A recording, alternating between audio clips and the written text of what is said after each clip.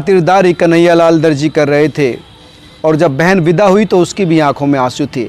और जब नाजिम के पिता का इंतकाल हुआ तो अर्थी अपने कंधों पर लेकर कब्रिस्तान तक गए, सुपर्दे खाक करवाया, तब अपने घर लौटे और नाजिम से ज़्यादा गमज़दा रहे। दरअसल नाजिम का और उसका पारिवारिक रिश्ता था। नाजिम के पिता भी टेलर थे और कन्हैयालाल भी टेलर, दोनों की आमने सामने दुकान थी, हर दुख सुख का नाता था। लेकिन 15 जून को कन्हैया ने थाने में नाजिम और कई लोगों के खिलाफ अर्जी दी, जिसका मजमून कुछ इस तरह से है।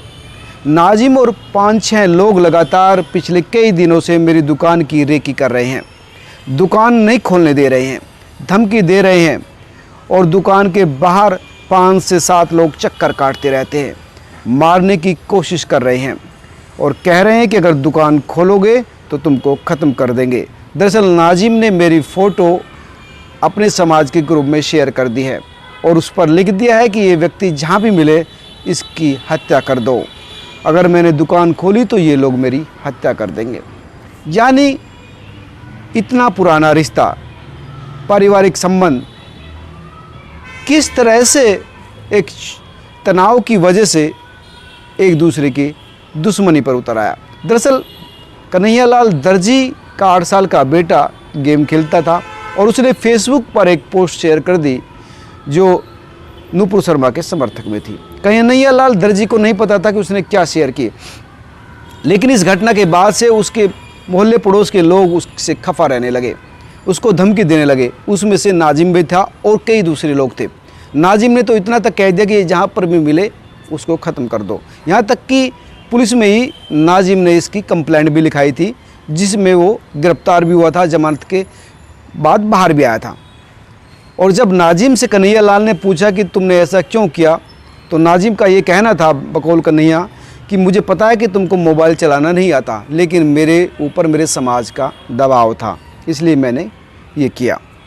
अब इतना सब कुछ होने के बाद भी जब नाजिम की बहन से पूछा गया तो उसका कहना था कि ये सही बात है कि कन्हैया का हमारे घर आना जाना था, हमारे सुख दुख में था, बहन की शादी में, पिता की मैयत में, हर जगह था।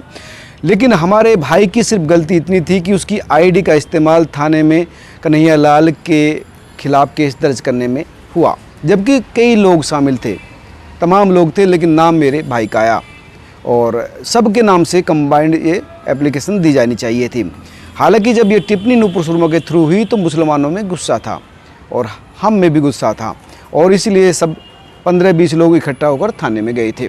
लेकिन कन्हैयालाल एक अच्छा आदमी था, ये सब जानते हैं, लेकिन इस मामले में जो हत्यारे हैं उसको कोई सपोर्ट नहीं कर रहा। मुझे नहीं लगता, जो उसकी बहन है रिजवाना, वो तो यहाँ तक कहती कि मारने वाले लोग हैं वो मुस्लिम हो ही नहीं सकते, उन्होंने तो मुस्लिम धर्म को बदनाम कर दिया और इससे समाज में हमारी बेइज्जती हो रही है।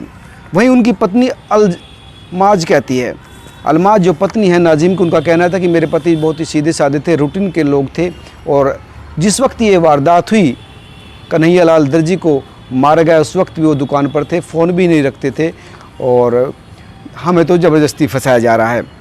वहीं उनका कहना ये भी है कि इस पूरे मामले में जो भी पुलिस जांच कर रही है उसमें हम प्रॉपर इन्वेस्टिगेशन में भी पुलिस का साथ दे रहे हैं। हमने नाजिम को भी बिना किसी बाधा के पुलिस को सौंप दिया था, क्योंकि हम नहीं चाहते थे कि इस जांच में कोई रुकावट आए। हमारा किसी आतंकवादी ग्रुप से संबंध नहीं है।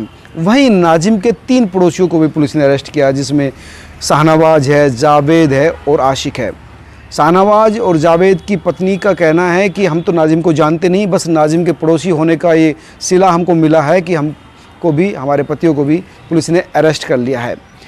यानी इस पूरे मामले में आप देखिए कि किस तरह से एक छोटी सी गलती की वजह से एक बच्चे ने पोस्ट शेयर कर दी और 2 परिवारों के बीच जो पुश्तैनी रिश्ता था वो किस तरह से दुश्मनी में बदल गया।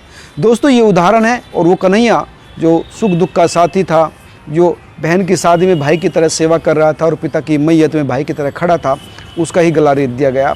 तो दोस्तों, अगर नाजिम कन्हैया से बात कर लेता या अपने समाज के लोगों को भी ये कहता कि एक बार कन्हैया से बात कर लो या उसकी बात पर विश्वास करता, तो शायद ये घटना ना होती। तो दोस्तों, ऐसे मौक़ों पर समझदारी से काम लेने की ज़रूरत होती है।